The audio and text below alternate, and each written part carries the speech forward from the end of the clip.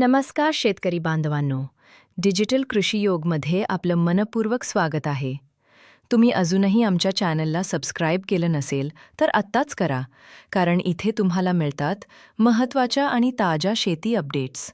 तर चला, आज आपण पाहणार आहोत कांद्याचे ताजे बाजारभाव.